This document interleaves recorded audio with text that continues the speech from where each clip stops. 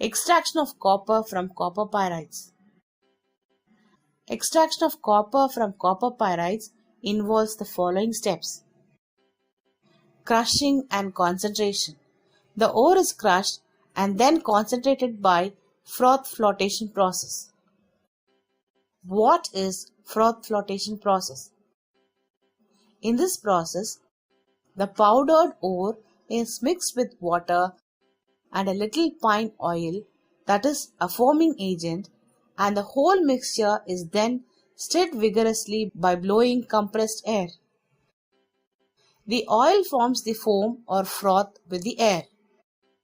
The ore particles stick to the froth, which rises to the surface, while the rocky and earthy impurities, that is the gangue or matrix, are left in water.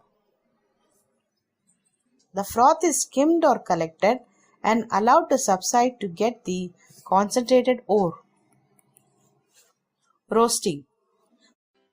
The concentrated ore is heated strongly in the reverberatory furnace in excess of air. During roasting,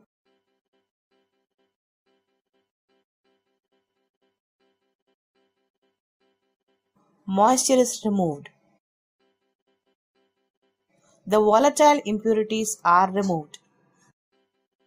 Sulfur, phosphorus, arsenic, and antimony, which are present as impurity, are removed as volatile oxides.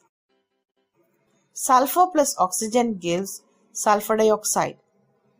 Phosphorus plus oxygen gives phosphorus pentoxide. Arsenic plus oxygen gives arsenic trioxide. The copper pyrite is partly converted into sulfides of copper and iron. Copper pyrite plus oxygen gives copper sulfide plus iron sulfide plus sulfur dioxide. Iron sulfide plus oxygen gives iron 2 oxide plus sulfur dioxide.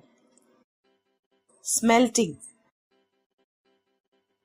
The roasted ore is mixed with powdered coke and sand and is heated in a blast furnace. It is made of steel plates lined inside with fire clay bricks. Hot air at 800 degrees Celsius is introduced from the tires near the base of the furnace. As a result, the following changes occur. Iron sulfide plus oxygen gives iron 2 oxide plus sulfur dioxide. Iron oxide plus silicon dioxide gives ferrosilicate, that is a fusible slag. Copper glance plus oxygen gives cuprite plus sulfur dioxide.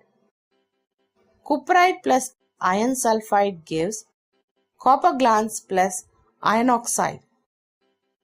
Iron oxide plus silicon dioxide gives ferrosilicate, that is a fusible slag. As a result of smelting, two separate molten layers are formed at the bottom of the furnace. The upper layer consists of slag and is removed as a waste, while the lower layer is called matte. It chiefly consists of cuprous sulfide and some unchanged ferrous sulfide. Bessemerization.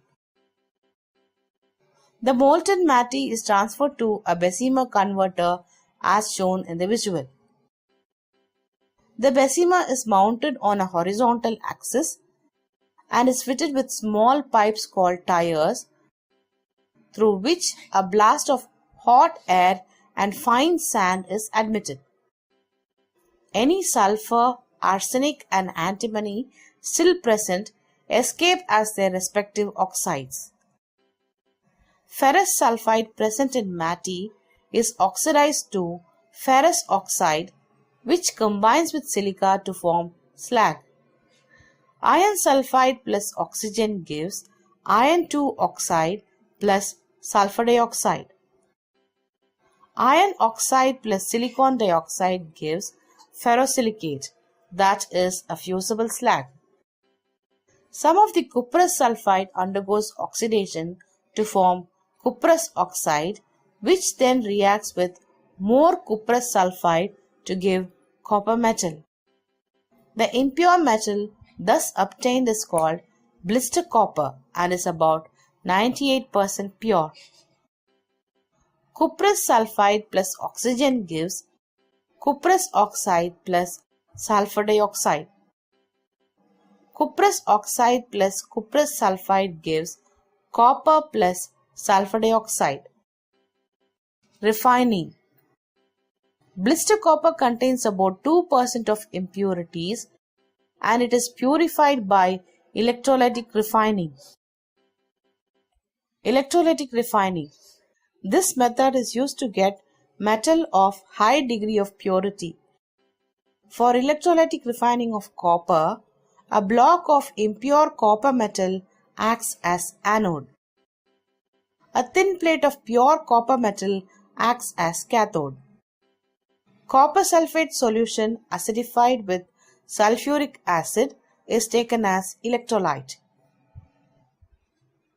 When electric current is passed through the electrolytic solution, pure copper gets deposited on the cathode. Impurities settle near the anode in the form of sludge called anode mud. Thank you for watching. Please subscribe this channel for more videos.